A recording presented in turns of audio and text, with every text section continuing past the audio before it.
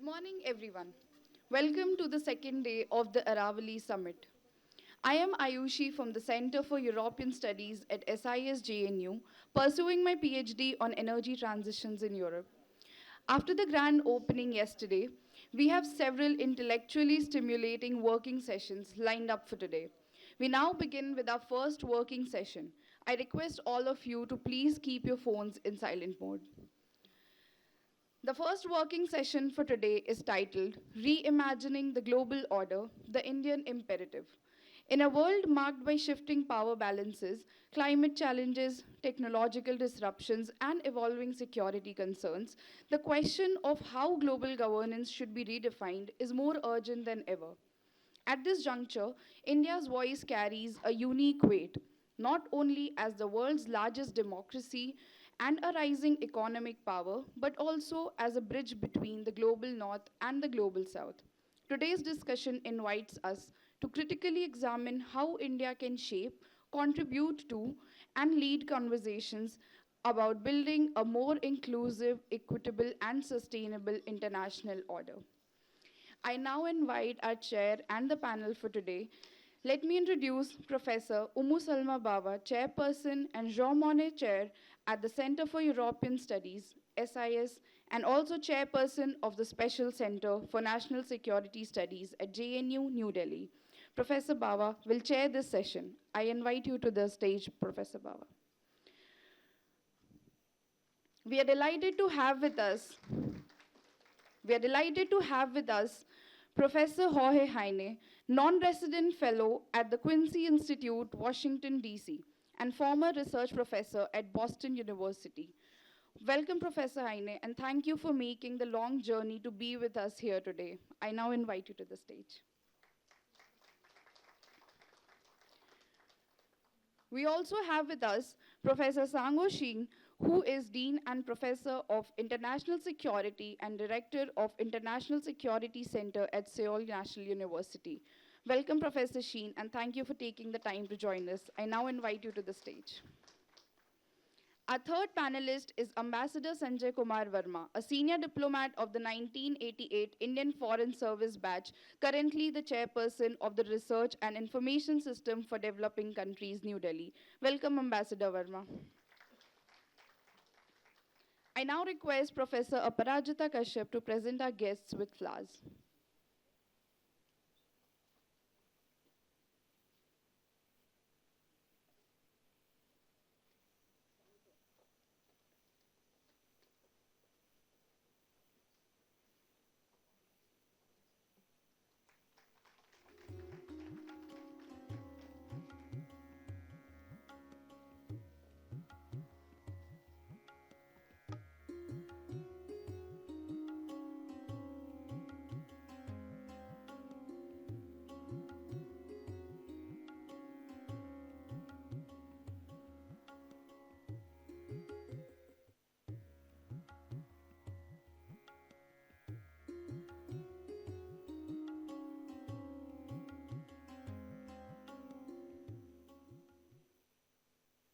I now request the chair, Professor Salma Bava, to take over the proceedings. Thank you.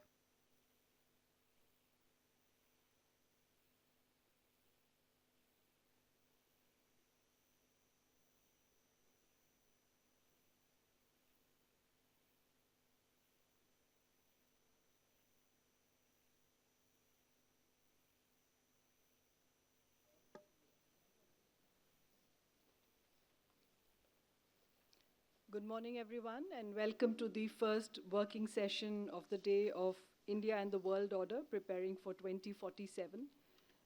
It's my great pleasure and honor to have an incredible group of people on the table over here with very varied experience.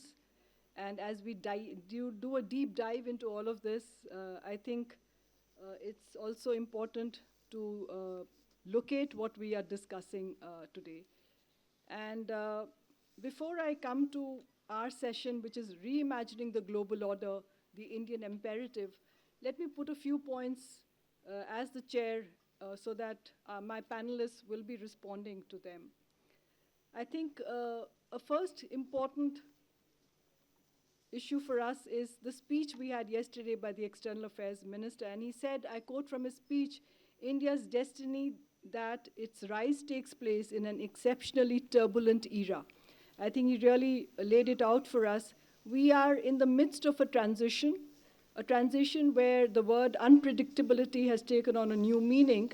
And as we move from an order which we have known into an order which is in its infancy and getting created, we are in a period of turbulence, and perhaps India can be the best country to understand this, located as it is in South Asia. And secondly, also to understand that India could be that bridge from that one order we are coming from, and as we move towards the other order, whatever that shape would be as it manifests itself. And in all of this, I think three critical points stand out. The External Affairs Minister pointed out that why this is having strategic consequences for all countries, but more importantly for India. Second, he said that the needle has shifted towards an intersection of interest and away from the promise of cooperation. An order cannot be produced only with contestation. You would need to cooperate. So that is on the table. And third, he said we have to appreciate that interdependence is both a stabilizer and at the same time a vulnerability. So how do you make interdependence your strength and not your Achilles' heels is what he has also indicated to us. Within that, for our panel's discussion today this morning, ladies and gentlemen, and with the permission of the Dean who is here with us, I'd like to lay down about 7 points which I would look at my panel to engage with. And I'm just flagging them. It's not my idea to get into it. I think what we are looking at first is the fragility of the global system in terms of what the External Affairs Minister pointed out, and that how new geopolitical rivalries with technological power are redefining what is happening. Second, we are also witnessing an important shifting in the balance of power. It's not just about military power, but it's the rearranging of what Joseph Nye would call the three-dimensional set of international politics. We're looking at military power, economic power, and the fact that transnational issues today can redefine the engagement between states. Let's not forget the first disaster response after the tsunami in 2004 happened between countries which were not predicted to take shape, and that led future to the formation of the Quad. Third, I think we're also looking at how there is a fragmentation happening and there is a new rearrangement of multilateral taking place, whether in the formal or more often than the minilaterals which seem to be coming up. And this is a big issue about the kind of the legitimacy crisis and the structural strain which is there. And also more importantly, what I alluded to earlier, the breakdown of consensus in international politics. I think that is very, very important. Point number 4, we're looking at how technological sovereignty and digital power are redefining not only political but economic relations. There is a new global tech hierarchy and order coming up which may or may not be commensurate with the current power hierarchy that we know of. Point 5, we're looking at climate politics and the issue of sustainability. I draw your attention to the fact what we have as Indians pointed out to the idea of Vasudev Kutumbakam, one planet and one earth, but different politics of climate. How does that take us together as you understand that environmental diplomacy has become much central to foreign policy today and that it needs consensus and not contention? Point 6, there is inequality and the issue of inclusion and the whole new terminology of what the global south means today for international politics. I think one has to ask, as long as poverty persists, it poses a moral challenge to the idea of what is inclusion and exclusion, and to the idea that a stable global order cannot be built when even any person is on that category of being called poor. So how do you reimagine a global order in which inclusion, representation, and fairness has to be an essential agenda setting? 7 is the issue of norms, values, and legitimacy. I think what we're witnessing today, like no other time, is a contestation of norms. The question to ask is, whose values underpin the international system today? And whose values will underpin the international system that seems to be emerging at this point in time? And to what extent will the countries from the global south and the north co-create such an inclusive global system? Will the contestation produce one which has inclusion in it, equity for all, and justice and fairness? Or will we again see power intervening and redeciding the fate as a new hierarchy emerges in international politics? Along with this, I think very often as students of international politics, we seem to privilege the state in all our discourses, forgetting that power today is diffused to what we would call the non-state actor, which redefines the way that even states engage with themselves. So in a very important category that we have to look upon is the role of the non-state actors and how we today are really looking at a polycentric nature of the 21st century of power. So clearly, ladies and gentlemen, colleagues, friends and students, and my fellow panelists, what we have is not any kind of a clear roadmap as we come out of one order and move to the other. What we do have is an emerging mosaic. It's probably like a puzzle box that everybody has seen sometime or the other as a learning tool when one was a child. You pick up pieces and try to arrange them together. Somebody has broken the puzzle box in such a way, and we realize now as we do the puzzle that there are puzzle pieces missing. So when you think, aha, I have the puzzle, you suddenly realize, but 4 pieces are missing. I can't seem to complete the picture. So reimagining the global order in 2025 to a future and from an Indian perspective for 2047 is a road which has both challenges and opportunities. It is not about predicting a single new hierarchy. It's about understanding an evolving mosaic. And with these words, I would like to welcome all of you once again. And I'm now going to return and ask my panelists to be speaking on them. Thank you.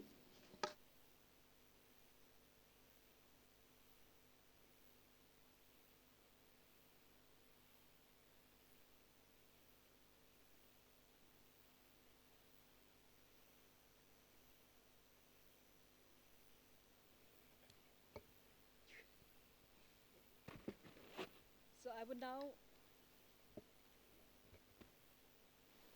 would now request Ambassador Jorge Heine to kindly present his ideas.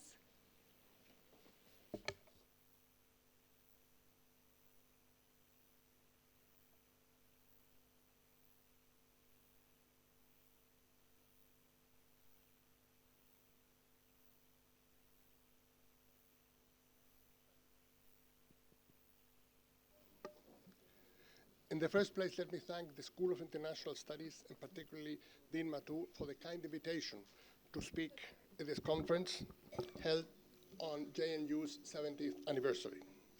The School of International Studies is an entity very close to my heart, as is India, a country where I spent some very stimulating and exciting 4 years. The press at the time used to refer to something they called the global Indian takeover, but a bit over the top, I guess, but that it reflected a certain spirit, a certain attitude towards the world that I think is still very much there. As Vladimir Ilyich Lenin famously, though perhaps apocryphally, said, there are decades in which nothing happens, and then there are weeks in which decades happen. And I think we're living through one such period. In the past 5 years, we have had the worst pandemic that humanity had seen in a century. We have had the worst war in Europe since World War II. We are having what is essentially a genocidal war in Gaza. We have a war in Sudan. We have a war in the Congo. We have mass migrations. We have droughts, famines. In short, a very critical situation. Financial indebtedness across the developing world. I came across a number the other day. Developing countries transferred in 2024 50 billion more in servicing the debt to the north than they received in loans. You know, this is a figure that tells much, as is the latest figure on global defense expenditures, a record 2.7 trillion. The defense expenditures being ramped up, and as you know very well, international cooperation and aid programs are being cut back dramatically USAID has been closed down. It is estimated that 300,000 Africans have died as a result of that over the past few months, and several millions more will die in the next few years. Why this veritable cascade of events? One could say, well, coincidences, happenstance, we just are living in a difficult period. Well, our task as analysts is to understand what is happening. And I would like to share with you this morning my view on why we're living in such a difficult and troubled moment, as Foreign Minister Jaishankar emphasized yesterday. The reason for this crisis is this. As Italian philosopher Antonio Gramsci famously wrote in the prison notebooks, and I quote, "The crisis consists precisely in the fact that the old is dying and the new cannot be born. In this interregnum, a variety of morbid symptoms spread. We are living in this time of monsters that Gramsci alluded to. And the crisis is rooted, as Professor Bava mentioned, in the transition from one type of world order to another. The post-Cold War order, roughly from 1991 till 2016, dubbed by some as the unipolar moment, to another type of order, one in which power will be more diffused. Some speak of a multipolar order. My good friend, a noted Indian scholar Amitav Achaya, talks about a multiplex order, which I find more opposite.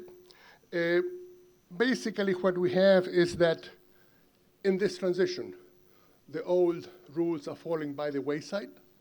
Therefore, there are no rules, and anything goes. And that is the moment we are going through. Something that has been magnified by rapid technological change, political polarization, and policy volatility.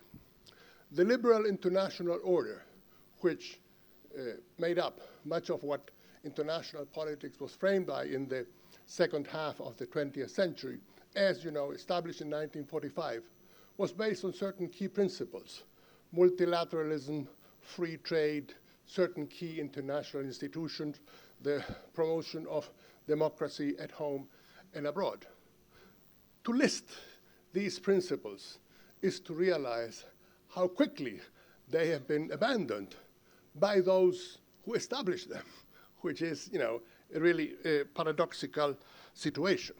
And I would argue that the LIO, the Liberal International Order, has been in steady decay over the past 10 years or so, but now we can pronounce it effectively dead. Let us not pretend otherwise. And the Trump administration has been quite explicit about this. As Secretary of State Marco Rubio has put it, the post-war global order is not just obsolete, it is now a weapon used against us. Thus, the dismantling of it. Now, the question that arises is, what lies behind the passing of this order and declining US hegemony? Is it true that the United States is in steady and irredeemable decline? Well, not quite. In 1945, the United States represented 50% of global GDP. By 1970, it represented 25% of global GDP. Now, what is interesting is that today, the United States still represents 25% of global GDP. So there is no absolute decline in the sense that the US economy is still the largest and most significant one in the world. But what has changed, of course, is something else. One is that the partners of the United States, the other members of the G7, have been in steady decline. If we look at the 6 other members of the G7, apart from the US, we shall see that their share of global GDP has fallen from 42% in 1991 to 18% in 2023. So, obviously today, say, an entity like the BRICS is, in PPP terms, larger than the G7, and will be much more so in years to come. What we did not expect, though, in this situation is that what we would see in terms of the decline of the West, such as it is, that it would happen not because of its absolute economic decline, but because of its breakup. What Ursula von der Leyen, the head of the European Commission, said in April, the West, as we knew it, no longer exists. Now, mind you, this is the president of the European Commission, Ursula von der Leyen, former defense minister of Germany, a leading representative of a West that no longer exists. Basically, the West has ceased to exist as a geopolitical entity. Why do I say this? Well, as you may recall, on 24 February this year, there was a vote in the United Nations, and a number of European countries had presented a vote, a resolution, to condemn the Russian invasion of Ukraine and calling for the withdrawal of Russian troops. Well, in that vote, Russia, Belarus, North Korea, and the United States voted against it, against this resolution submitted by the US NATO allies. How can you talk of the West as a geopolitical entity when the United States votes with North Korea and Belarus at the UN General Assembly? You cannot. Now, what is interesting here is that what we have is not only the breakup of the West as a geopolitical entity, but also its attempt to reconfigure it, to relaunch it, not as a geopolitical entity, but as a civilizational entity. Vice President J.D. Vance, at the Munich Security Conference, the leading security meeting in the world this February, many expected that he would criticize Russia. He did not. What did he do? He criticized Western European governments for not allowing free rein to the far-right parties. What does this mean? What are we saying? What we are seeing is an attempt to reconfigure the West, not as a geopolitical entity, but a civilizational entity, a white, nationalist, Christian entity that attempts to basically the message that it is being conveyed by these groups. Obviously, they do not represent all of the United States or all of European nations, but represent an important sector that is now on the rise. And what they are saying is, we want to take the world back. Back from whom? Back from the rest. Back from countries in Africa, Asia, and Latin America. Back from the people of color. That is the message that is being conveyed. It's very important that we keep that in mind, because otherwise it's very difficult to understand what is happening. Why are India and Brazil, two leading democracies in the world, targeted with the highest tariffs that the United States has imposed on any country? It is precisely for the reason that I just mentioned to you. Countries like India, like Brazil, are seen as threats to this white nationalist Christian revival that is being parlayed by certain sectors. What I would posit to you is what we are seeing is a revival of Samuel Huntington's notion of clash of civilizations. But in this particular case, it is not, as Huntington argued, and to my mind quite mistakenly, that Islam was leading the charge in this clash of civilizations against the rest and against Christendom. In this case, we have a white nationalist Christian message that attempts to take the world back, as it were, as it feels threatened by what Fareed Zakaria has called the rise of the rest. And this leads me to the rising South, that is another very important factor in today's world. Together with the breakup of the West, we are also seeing the rise of the rest, expressed most dramatically, of course, in the BRICS group, of which India is a founding member. And here it is important to keep in mind there are two factors at play. Thank you very much. One of them is what the World Bank has referred to as the wealth shift, meaning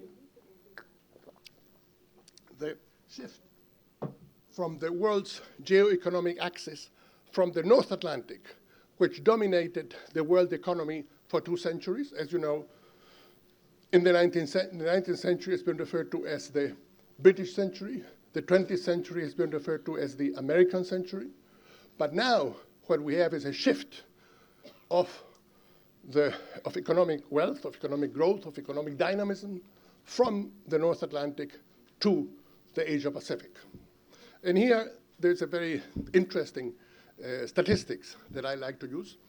Of the 10 cities with the largest numbers of billionaires in the world, 5 are in Asia, 3 are in the United States, 1 in Europe, and 1 in Russia. No prizes for which city in India falls into that category. Mumbai, of course.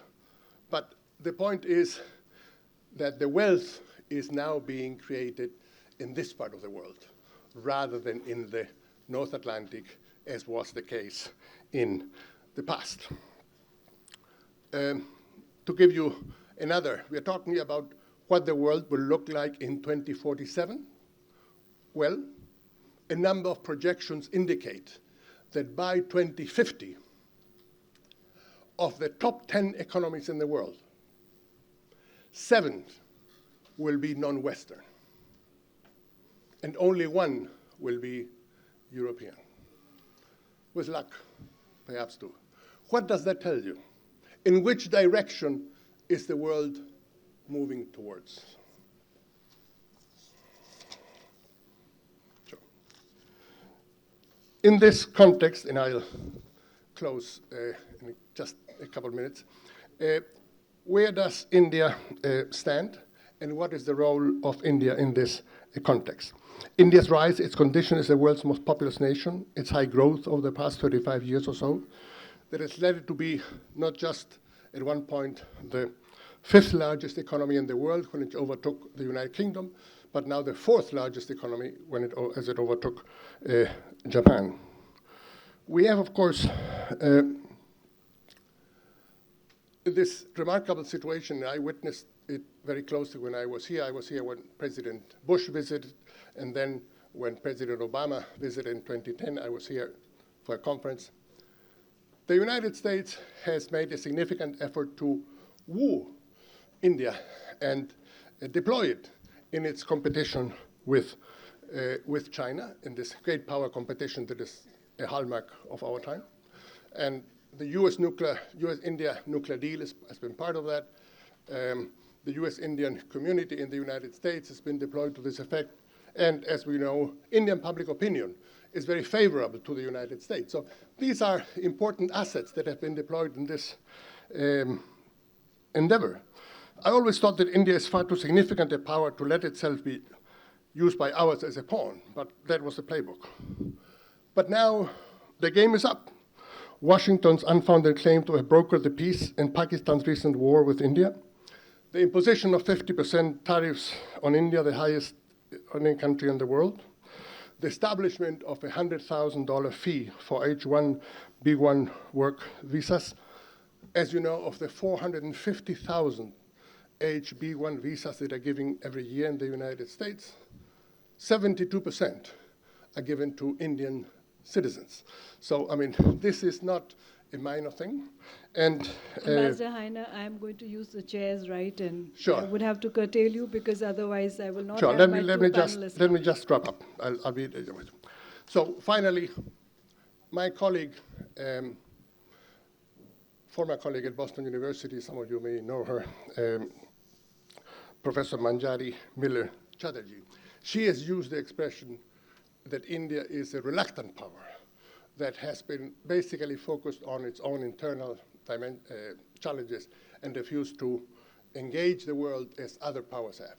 I would submit to you that although we've seen some changes in this regard lately, that is not enough. The number of foreign service officers that India has is 1,000. The number of foreign service officers that the United States is 12,000. China has 10,000. Brazil has 1,400. Obviously, India's international presence should be much more significant. In Chile, my country, no Indian prime minister has visited since Indira Gandhi in 1968. Xi Jinping has visited there 3 times in different capacities. So there's a long way for India to go to take up the mantle of leader of the global South, which is, to my mind, what should be done. Thank you.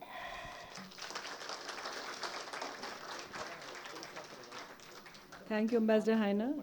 Thank you for your understanding. May I now invite Professor Sheen to present his ideas. Thank you very much. First of all, I'd like to really express my gratitude to the Dean Matu of SIS and JNU for inviting me to this great conference, very meaningful, which I found really kind of interesting when I was listening to all those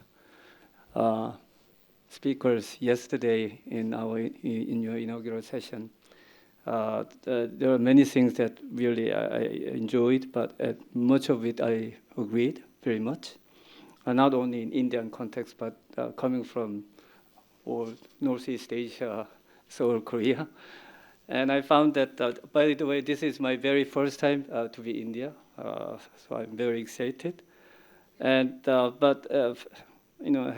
sitting, listening, and watching what is happening today and yesterday, I also found some very interesting common aspect between Korea or India, or in a way, SIS and GSIS, where I'm from. I have only one more alphabet G. Other than that, we are all SIS, Graduate School of International Studies, and JNU representing the high education in India, Seoul National University also representing high education in Seoul. Only difference is you are 70 years old. We are just born in mid-90s, so we are like barely reaching 30 years old. So maybe in the 30 years anniversary, maybe I will invite Dean Matu to SNU to speak in our conference. And the second, the theme of this conference, Arabelli, which I didn't know. I had no idea what Arabelli meant, but now I learned this is kind of ancient, very sacred place where we are sitting in, and this is very meaningful for Indian history and for nation. But this is the inaugural conference, aiming for 2047. So I said, why 2047? 2049, as you know, the China dream years. In fact, for Korea, we 2045. Why? Korea got independence in 2045, and India got, I learned, 2047. And then I learned also your Independence Day is exactly the same with Korea, August 15th. You got independence from British Empire. We got independence from Japanese Empire when Japanese Emperor surrendered on August 15 after Hiroshima and Nagasaki. So what a coincidence, but very interesting. By the way, you have more than 1,500 students. We got only 300 students. but both master and PhD. And half of our students coming from all over the world, more than 68 countries so far, including many students from the global south these days. So it was a great experience and so insightful conference yesterday, listening to all these great minds, especially from your alumni, including your dear foreign minister and your vice chancellor, first ever female vice chancellor at JNU. SNU, we don't have yet female vice chancellor yet, so we still have a long way to go.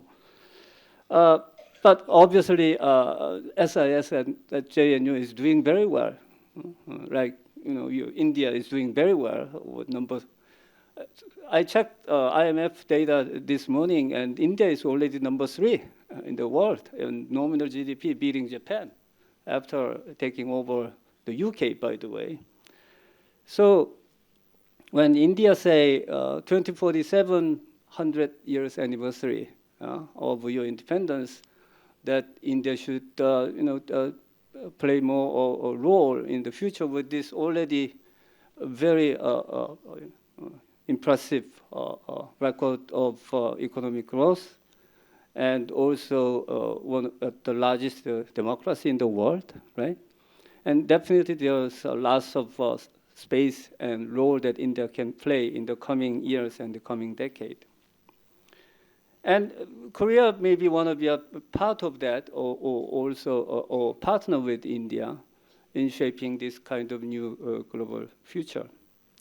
But before we are getting into that kind changing world order and the future role, I'd like to talk about a couple of things that from Korean perspective, or my perspective, what this currently changing world order means, or what is, to me, the most important job,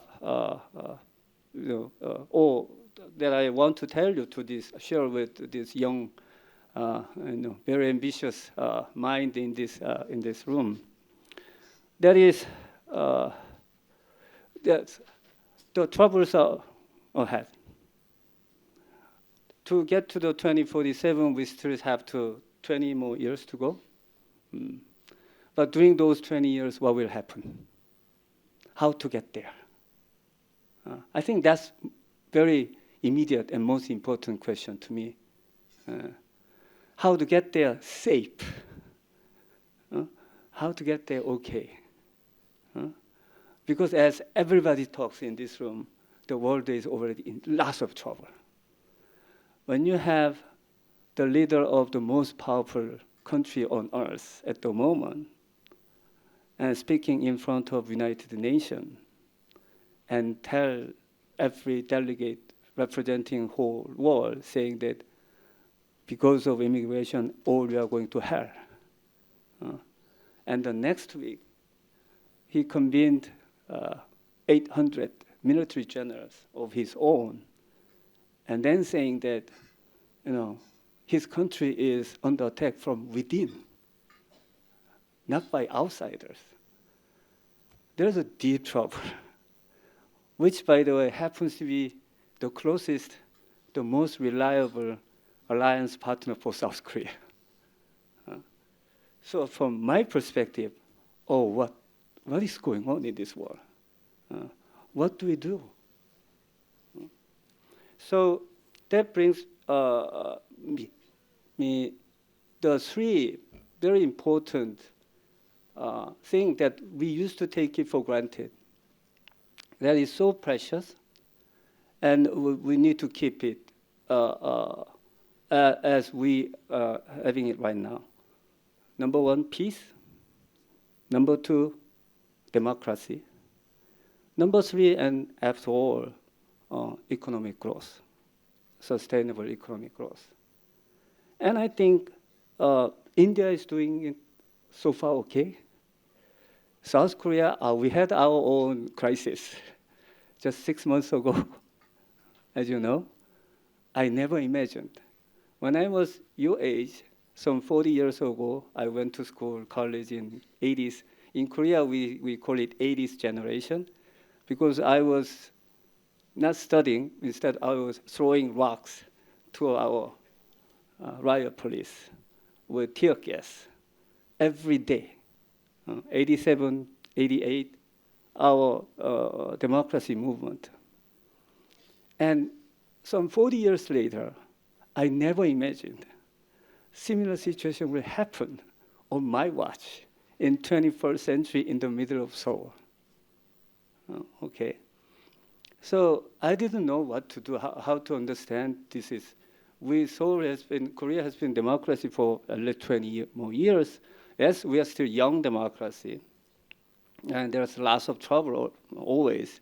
But I never imagined there will be a kind of self-military coup by the sitting president, by our own, selection, will do such a kind of thing. Luckily and miraculously, this time there was no blood on the street. It got settled down, especially but with the very courageous peoples coming out to protect our National Assembly in such a short. By the way, there was a freezing cold winter night, December the 3rd. But still, it didn't finish in one day. It took almost several months, during which especially a lot of young people from Korea, especially young ladies, came out. And they are not throwing rock. Instead, they are chanting the Korean K-pop and the flashlight stick. Anyway, so now we have got back. We getting back to our democratic system right now. But to me, there was very close call. So I would say not everybody is so lucky. And things, what's going on in the United States or the European nations, they are not very well, I think, which used to be the representation of all this so-called liberal democracy. Second,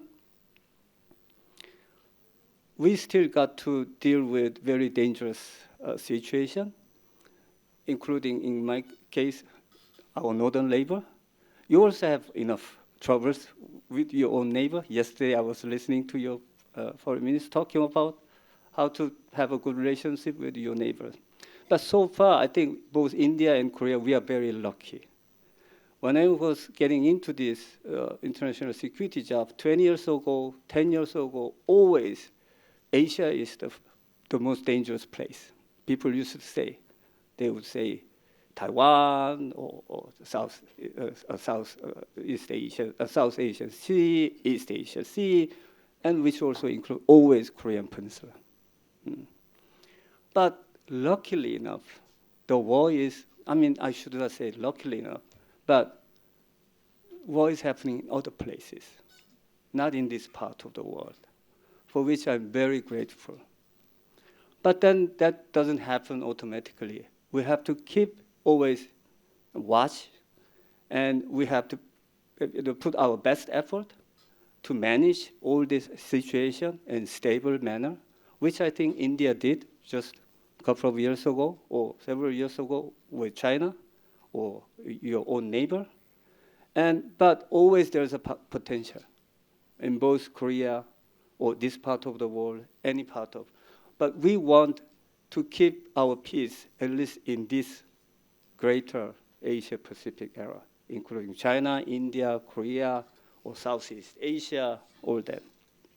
So when we have this peace, and then we have a responsible government under which we have freedom and rule of law, like India and Korea, then we can have the third, next, economic growth.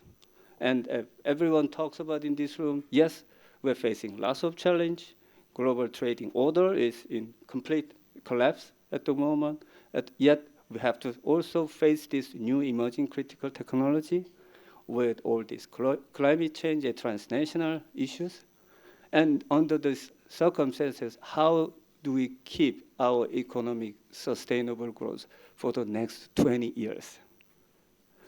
That's very important. But if whoever does that, we don't have to do it in number one and brilliantly, But at least when we have this peace and stable government and sustainable economic growth for the next 20 years, things will just happen. No matter what, you will have to do something for the common good of the region or the globe. Everybody will be looking up to you and coming to you to asking for a partnership. So that's, I think, at the moment so far, the most important task for every country in the world we face, but especially I think India will do the same thing, and Korea, hopefully we can do the same thing. And then finally, the thing is, yesterday I was listening to, again, all the foreign ministers said multi-alignment, strategic autonomy to survive in this kind of very turbulent world, which I think is very refreshing, because such a world, we don't talk it. Korea, we have alliance. So strategic autonomy or multi-alignment is a very foreign concept to me. But the problem for Korea right now that alliance partnership is not as solid as before. And we cannot really trust those our own. I really wish, by the way, the America will come back as it used to be. I really wish, by the way, the China will remain or play a very responsible stakeholder in the region, because both US and China is so important for us, along with Japan and all this.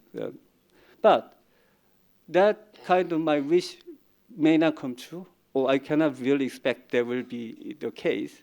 So what do? We have to have contingency and alternate plan B always. And I found multi-alignment, strategic autonomy sounds quite refreshing to me. But at the same time, from Korean perspective, I would say also, what about strategic alignment? And strategic alignment among the like-minded or like-shaped or like-conditioned countries. And I think the criteria for that strategic alignment would be peace, democracy, and stable, economic growth story. And I think in that, India and South Korea, or countries from other BRIC members and global South, there should be such a country in this part of the world. And there is a future. So that if we can shape that kind of alignment or friendship, partnership, that goes beyond the traditional alliance or traditional world order. So that's the kind of thing, insight I get participating in this great conference yesterday and today. And on that, I'm very grateful again for the invitation. Thank you very much.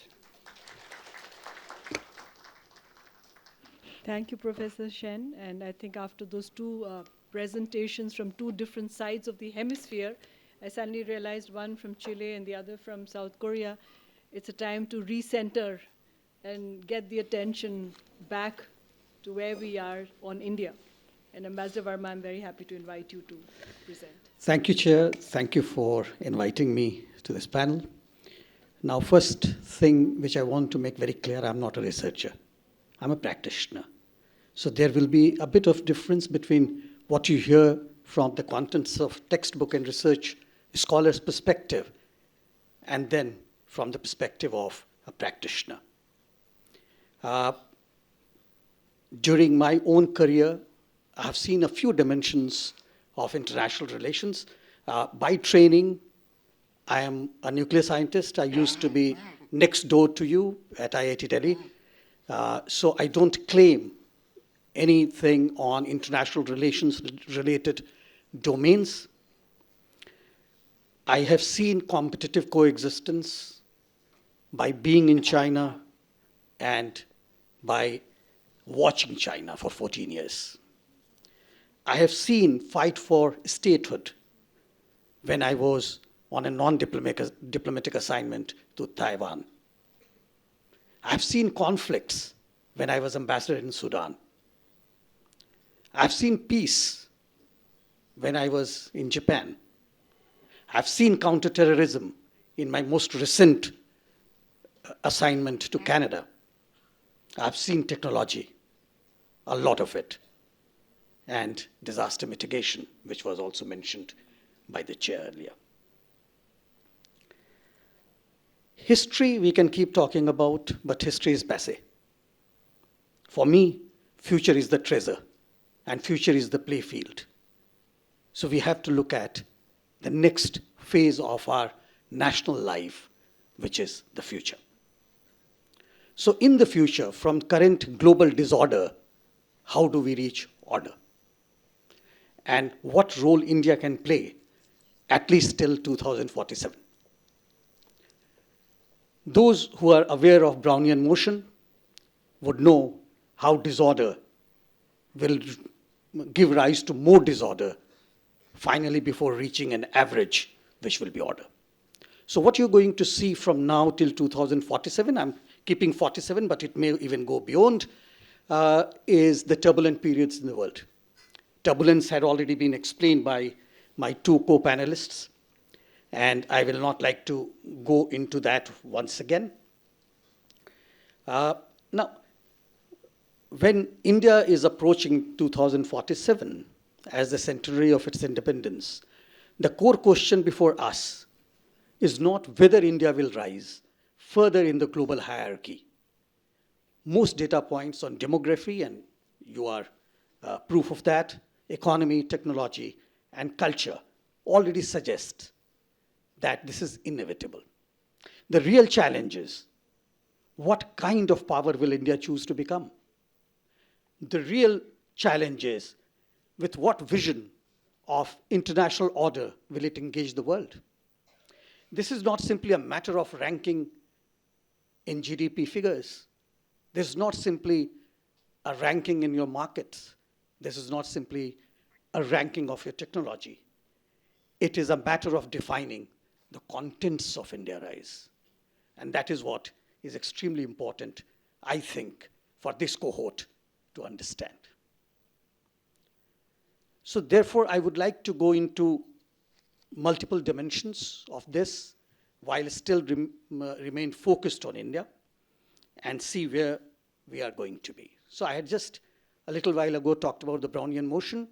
In Brownian motion, each particle is to itself. Similarly, in the present world disorder, all of us to ourselves. So you will see a lot of rise in the national pride, nationalism, and countries adding contents to their own might. India will not be exception. So India would also look at those domains where it can lead the world, most of the cases peacefully, orderly, but in some cases with disruptions. So we have to prepare our nation for both disruption and creativity. So co-creation, co-production, which was earlier spoken about, is a very important factor, but also the technological disruption is no less serious. So when we talk of that, what comes to my mind immediately is the cyberspace. What is it that we are doing in cyberspace? As far as I'm concerned, if I have 20 good hackers locked up in an island with a satellite dish antenna giving me the communication linkages, I can bring down any stock exchange in the world. And therefore, the people of that country will suffer. Cyber becomes a very, very important space to work on. It is asymmetric, but nevertheless, it is lethal. So it depends how do we use it. It's a dual-use technology. And therefore, what becomes most important in that, who formulates the rules? Who formulates the agenda? Who formulates the norms? India had long been a rule taker. Can we become rule maker? And that is a question all of us must respond to if we actually want to shape the world order, global order, by the year 2047. Let's look at another very insignificant technology till last decade, drones. We are talking about millions and millions of soldiers on the borders, and we have two very difficult borders at this point of time. There could be third one as well. So there, one option is that we put guns and boots. Another option is that we put our drones up in the sky. Or we can put them hybrid. So what option we should choose in order to see a more developed India by 2047 depends on us. We are a democracy. You have to voice your own opinion on that. Let's look at the third aspect, which is still developing. Swarm drones. Looks like drones, but they are not. They have edge computing capability. They have computers on board. They don't need human interference. So I'm talking about autonomous swarms of drone. They will change the way in which world works. Are we ready for that? If we are not, let's make attempts and move in that direction. Intersection of interests were talked about. I was not present in yesterday's discourse. But if we look at the intersection of interests, the first thing which comes to my mind, and after listening to two of my very learned panelists, co-panelists, the first thing comes to my mind, those countries which have already lost the ground to new and emerging world order, particularly in technology and economy, how are they trying to get it back to them? Very first example is carbon-related market access. CBAM. CBAM at the moment is with Europe only, but probably it will expand to the US, Canada, Japan, even UAE. So you are looking at a disruptor which will try to disrupt the global order in order to favor those who had created it in the first place. How are we going to contest that with content? Contesting in the United Nations with voices is not good enough. Do we have content to contest that? It's very important, while being aware that we do not need to weaponize our tools. Other countries are doing it, but we don't need to do it. So while moving from here to 2047, we have to pick up these sets of tools or toolkits so that we are able to be prepared for the world order which we will see in 2047. Technology and innovation. As all of us know very well, that the Industrial Revolution was due to innovations. Some technologies came in. These innovations were product innovations, but also process innovations. What are we doing about that? We have world's second largest startup ecosystem for innovation. How best can we use it for the national growth and development? That is food for thought for all of us. But with the technology, with the innovation comes a very important factor where all of you are a part of, skills. Are we creating enough skills in India so that tomorrow's India will be better, more skilled, more upskilled than today? Unfortunately not. Today, our 5% of workforce is formally in the vocational training institutes. Globally, if you look at, Chair was in Germany earlier, 50%. Our northern neighbor, 25%. So we are falling short. So we have a national ambition, but then we have a citizen's duty. And that citizen's duty must be done by us in order for the nation to reach that ambition in 2047. Global South was talked about. Do I have 2 minutes? Global South was talked about. I don't want to get scathing gaze from the chair. So Global South was talked about. And how do you lead Global South? We have ambition to lead Global South. I'm coming from an institute which has got the only center for excellence of our Global South, known as Dakshin. So how do I lead that? I lead that by understanding what they want, by understanding what we can provide. Money is the easiest thing to understand.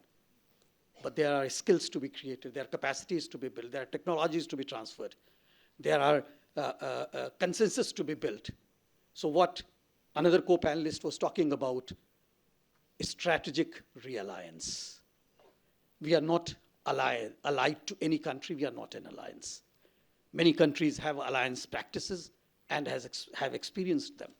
We are not, and I don't think we are going to be. So therefore, from now till 2047, how do we engage other countries in the global south and try to become their voice at the international platform? Lastly, before I close, norm settings, I'm coming back again. Norm setting and agenda setting will lead the global discourse on international relations. These norms could be regarding global south.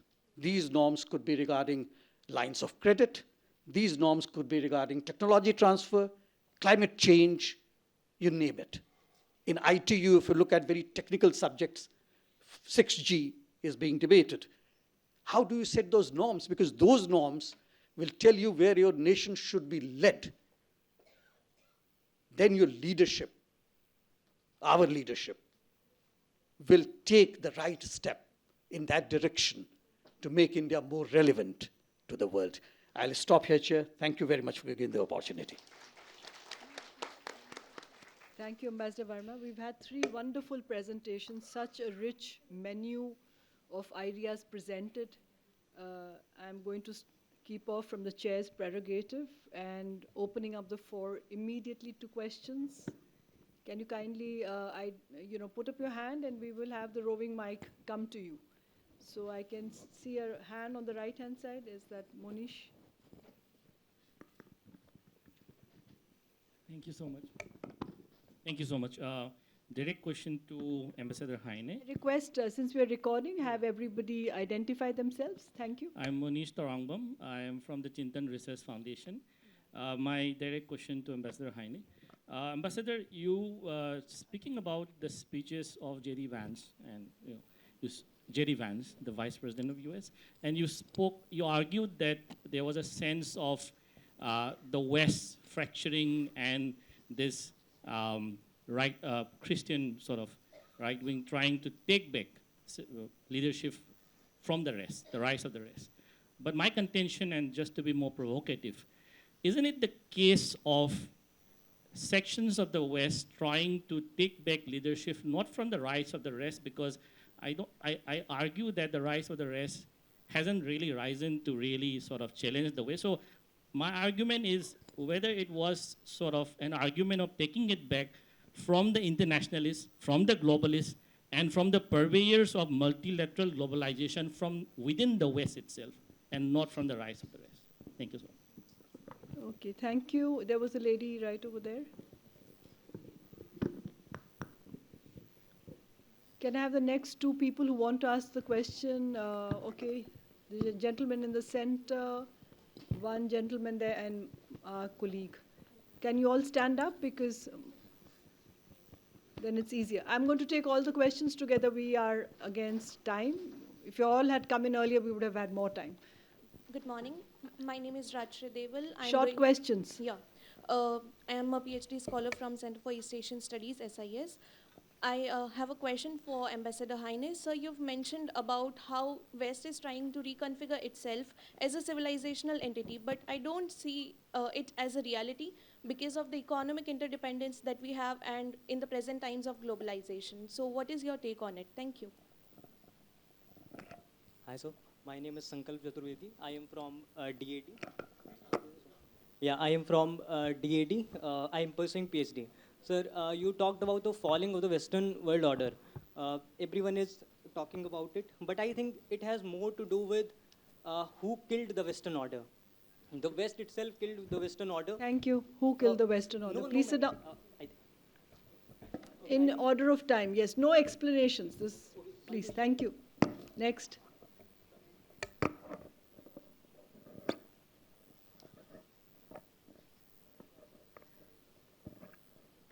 Thank you, sir. Myself, Nitish Kumar from MA program. Sir, my question is from Professor Sheen. As you have mentioned that Trump is no longer reliable. So my question is there a need for South Korea to look for alternatives as far as its security is concerned? And if yes, what alternative options it is exploring right now? Thank you.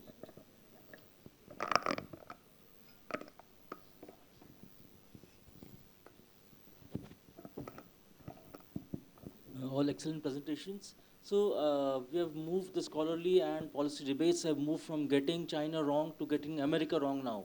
And I think for middle powers, I think that's a major challenge, especially if you look at China, I mean, South Korea or even other parts of the world. There seems to be a clear growing economic dependencies on China, which we really cannot avoid. So I think that remains the central policy challenge for somebody sitting in India, but I'm sure also in South Korea. Thank you. May I now request my panelists to address the questions? I think, Ambassador Heine, you've got the maximum. We start with you, and our next speaker is already in. Sure. So, on the question of globalists and the rise of the rest, well, what is important here to understand is the following. We have this extraordinary paradox. The United States is the biggest economy in the world. As I said, represents 25% of world GDP, has been very successful. Per capita income in the United States is over $80,000. It has left the European Union behind. And yet, there's this politics of victimhood. The world has taken advantage of us. We will not allow that. I quoted Secretary of State Marco Rubio on how the global order is supposedly being weaponized against the United States, which by all factual evidence is not true. Now, so you ask yourself, why is this? Well, we're talking here about a political strategy of victimhood. You portray yourself as a victim, and I don't need to tell you that expressions that are often used about developing nations in the discourse, the political discourse in the United States. I was here when President Bush visited in 2006. He did not go to Bangalore. Why didn't he go to Bangalore? In the United States, there's an expression, to be Bangalored, which means your job is ended and it is transferred to somebody in Bangalore. So there is this sense, which again is not true in the macro sense, but happens to affect some people in certain parts of the country. And that translates into this hostility towards developing nations that are seen as taking advantage of the United States. So that is what I meant by it. On the question of interdependence, yes, of course, we live in a globalized, interdependent world. But the message of this, victimhood politics is stop the world. I want to get off. 50% tariffs to India, 50% tariffs to Brazil, and so on and so forth. So this is a political strategy that obviously has been extremely successful, although it is based on a very flimsy basis. Now, the last point I want to make before I'm being cut off by the chair here is what India needs and what the world needs is what, if I may pass a little commercial, I have conveyed in my new book. It's called The Non-Aligned World, which is saying India and the Global South needs to embrace a political strategy, a foreign policy that embraces what we call active non-alignment, that takes a page from the non-alignment that was created in this country, discussed at this school, at this university, as we heard yesterday, but adapts it to the realities of the new century, a reality in which we have that about half of global trade now is South-South, half of global investment flows is South-South. We have entities like the AIIB, like the New Development Bank, like the Latin American Development Bank. It's a new reality. There is a new South out there. And that new South, we argue in this book, has to embrace what we call active non-alignment, not side with Washington or with China, but set your own path, set your own priorities, play the field, hedge your options. And that, it seems to me, is the strategy that India needs to follow. Thank you. Thank you, Ambassador Heine. Professor Sheen. Speaking of alliance with partnership with the United States, I think there are two things South Korean government is doing. First is trying to get more autonomy. So one thing, practical issue is right now that current government is trying to get what we call wartime operational control, which is still in the American commanders. In case of Korean Peninsula War, our military is under American commandership. So we've been discussing it with American counterpart for the last 20 weeks. For the lack of our domestic will from our domestic leadership, whenever the leadership changes, it didn't happen. This government seems to be determined to have that operational control back. That doesn't mean that we are completely autonomous from the America. We still rely on the American alliance, especially when it comes to nuclear deterrence against North Korea. But still, we try to become much more autonomous, a little bit more independent from that. The second front is also, at the same time, like as I said during my first talk, is that don't make enemy. It's with either North Korea or China or Japan, what current government calls pragmatic diplomacy. And I heard the same thing from your foreign minister yesterday. The pragmatic diplomacy is very important. So if you don't have enemy, you don't have to rely that much on your alliance. So that's, I think, the two ways that we are trying to go, but still, alliance partnership is one of the bases of our foreign policy. I think, second, there was some question about China, maybe. There was, to me, about what was your?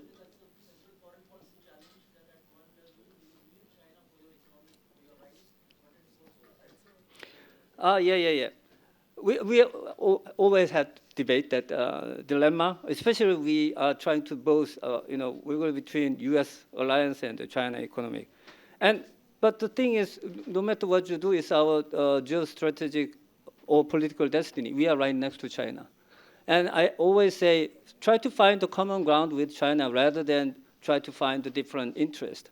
And accept the reality that China is the biggest economy in the world next to United States, or maybe the biggest one soon over United States. And that also presents a huge opportunity for us. Of course, there is a competition coming from Chinese company that trying to take over Samsung, LG, all those are. But still, there is always room for kind of engaging and common interest, because China is not 100% perfect. They need something from us. Likewise with Japan. So diversifying our economic interdependence, including all those countries, and also eventually, that's why I think Korea is also very much interested in India, for example, because India has a lot of things that Korea doesn't have, including very young, growing population. Professor Sheen. Ambassador Verma? I don't think there was any question to me, so for the sake of keeping the time, I'll just provide it. I can't thank you enough for helping me to keep time. Dear friends, I think this morning what we've had in the first opening session clearly has given us a lot of food for thought. I think what was my most important takeaway was that perhaps, we need, as we look at unpredictability and change, what you need is how do you build a new vocabulary of engagement? And what kind of a new grammar of engagement will come is something which yesterday the EM also spoke. Because for a university, nothing is more important than how do you start with the ideas and take it forward into action. And at a university, as they say, we have lecture schedules, but the conversations never end. I'm happy to conclude this session on time and hand it over to our dean. May I also request all of you to kindly give an applause to my fellow panelists.